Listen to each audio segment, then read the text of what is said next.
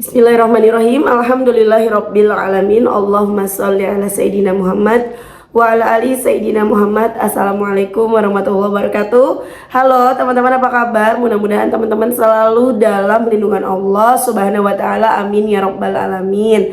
Alhamdulillah, kali ini aku akan sharing lagi pengalaman sholawat dari teman-teman kita. Tapi sebelumnya, buat teman-teman yang belum punya buku ini, jangan pernah lelah ada nikmat di setiap sholawat. Ini buku pertamaku, harganya 55.000. Kalau teman-teman mau beli, teman-teman bisa ke Gramedia atau teman-teman bisa hubungin admin via WhatsApp. Nanti kalian klik aja linknya di deskripsi box ya. Ada juga buku kedua aku, Masya Allah ya teman-teman. Ini buku pertama, ini buku kedua. Buku ini teman-teman bukan buku yang sama ya, beda. Walaupun isinya ya kurang lebih sama, tapi di sini jenis sholawatnya lebih banyak. Kisah-kisahnya juga berbeda dengan kisah-kisah yang ada di sini gitu ya. Dan di sini juga ada tabel riadohnya. Jadi kalian bisa riadoh di checklist di buku ini. Kalau mau beli langsung aja klik linknya di deskripsi box. Cuman yang ini ready-nya nanti tanggal 8 sampai 10-an ya teman-teman. Kalau yang ini sudah ready, kalian bisa langsung klik aja di Gramet juga udah ada.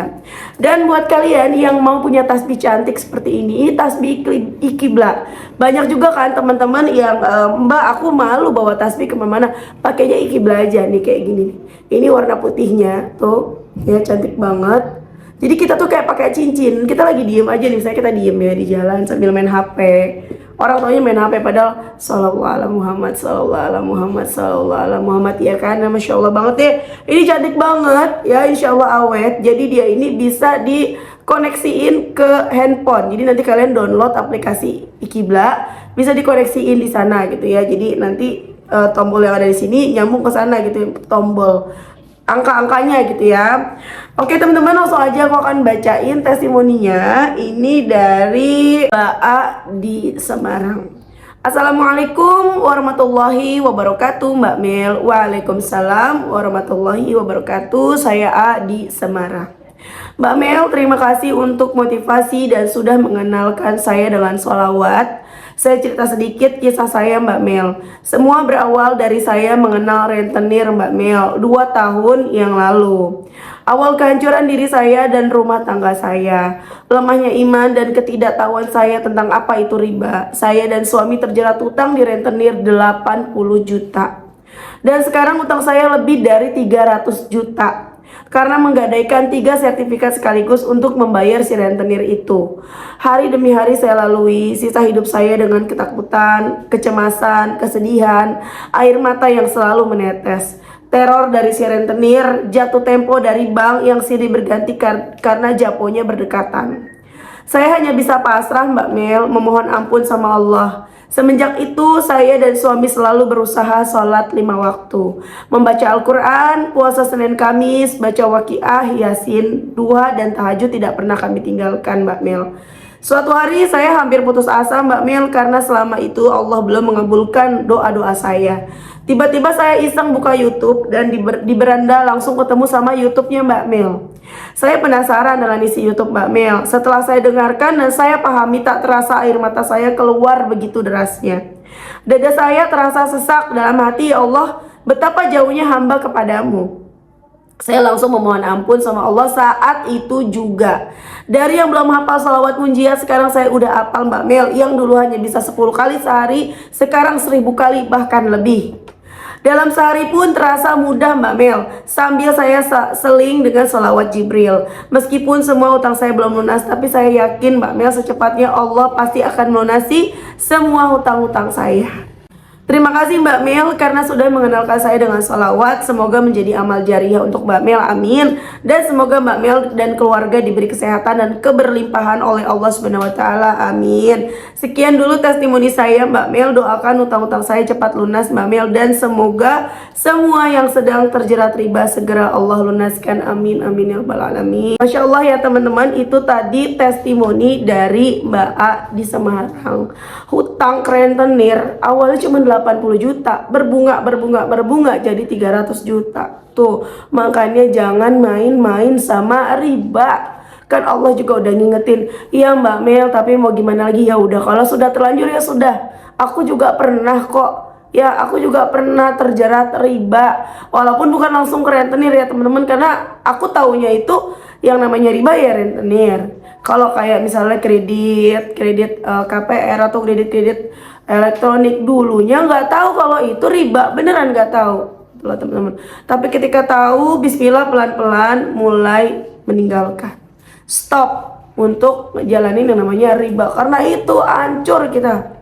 Aku nih teman-teman baru aja kemarin ya ditelepon sama salah satu aplikasi ya, dia menyediakan elektronik, bukan elektronik, barang-barang lah teman-teman ya. Aku sempat teman-teman beli furniture kredit teman-teman. Sebenarnya hati bertolak belakang, tapi ya udah beli, dan itu beneran rezeki jadi seret.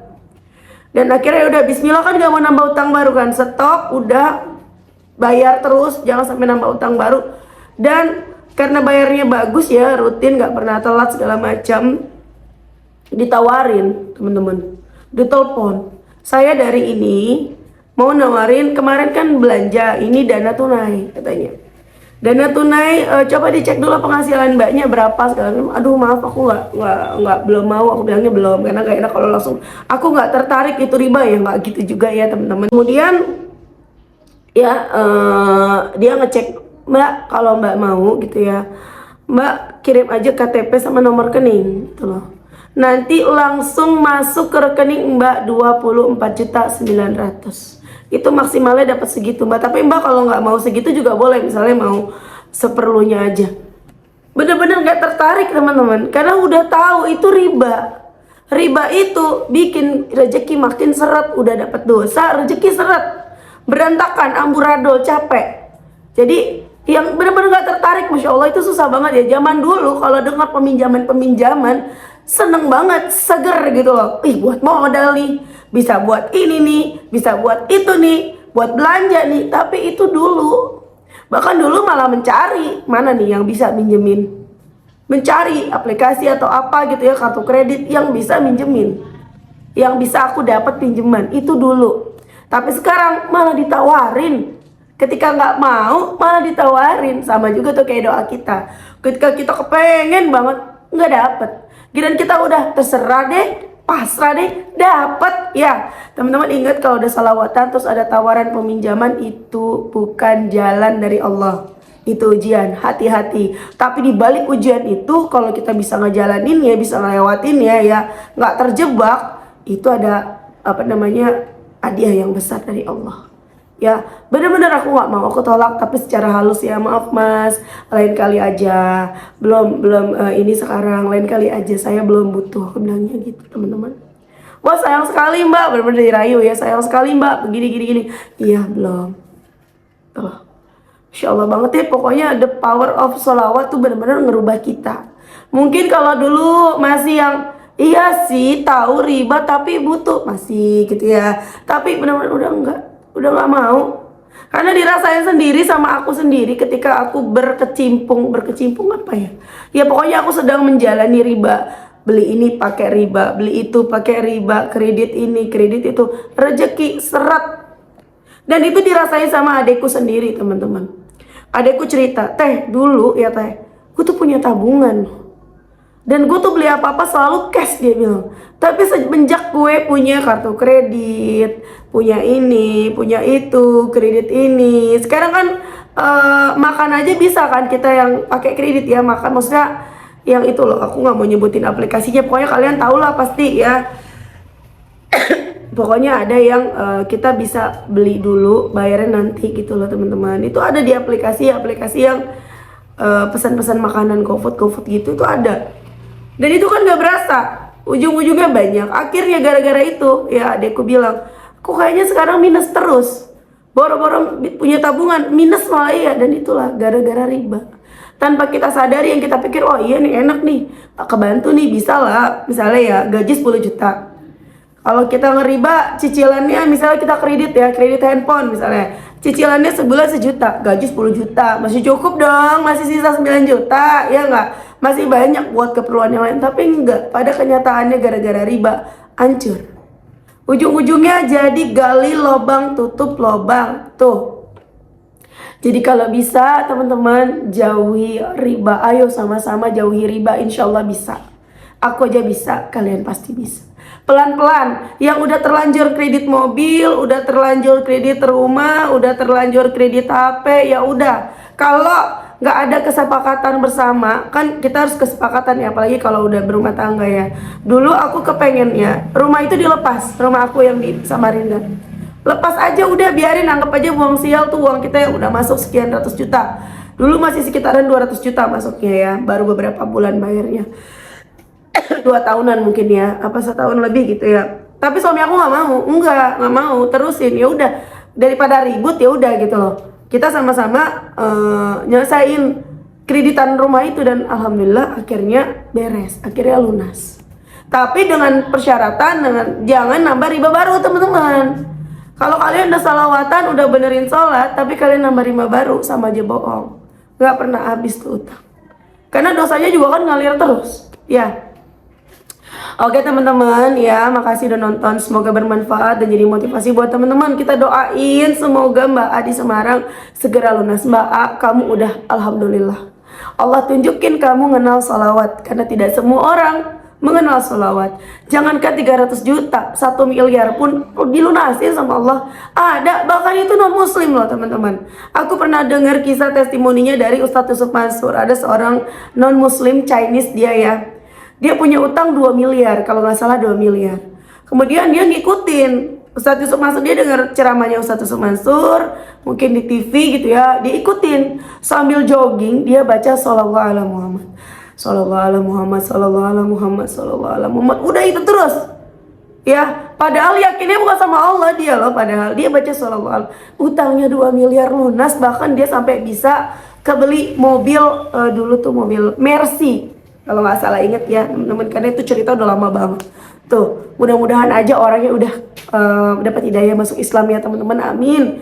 Tuh Masya Allah, apalagi kita yang yakin sama Allah. Yang iman kita nih imannya kepada Allah, yang dari kecil udah diajarinnya tentang Allah. Masa kita nggak mampu, masa Allah nggak mau nolongin? Allah pasti nolongin. Yang penting yakin, istiqomah, pasrah, berprasangka baik sama Allah. Kemudian kita harus ikhlas menerima takdir kita hari ini. Ikhlas, iya aku dicaci maki, nggak apa-apa, ini salahku. Iya nggak apa-apa, aku dikejar-kejar, nggak apa-apa, ini gara-gara aku juga kok. Saat itu tidak paham. Udah, insya Allah lunas Mbak. Dan aku yakin ada waktunya, ada saatnya kamu bakalan kirim testimoni ke aku. Mbak, 300 juta lunas. Nanti aku tulis judulnya, hutang 300 juta lunas berkat salawat. Masya Allah ya Mbak, semangat terus ya, jangan lelah ya Mbak ya. Masya Allah, kejar ampunan Allah pokoknya. Oke teman-teman, semoga kalian yang nonton rezekinya barokah, istiqomah, terus salawatnya Masya Allah ya teman-teman. Mudah-mudahan lancar terus rezeki kalian. Oke teman-teman, terima kasih. Assalamualaikum warahmatullahi wabarakatuh.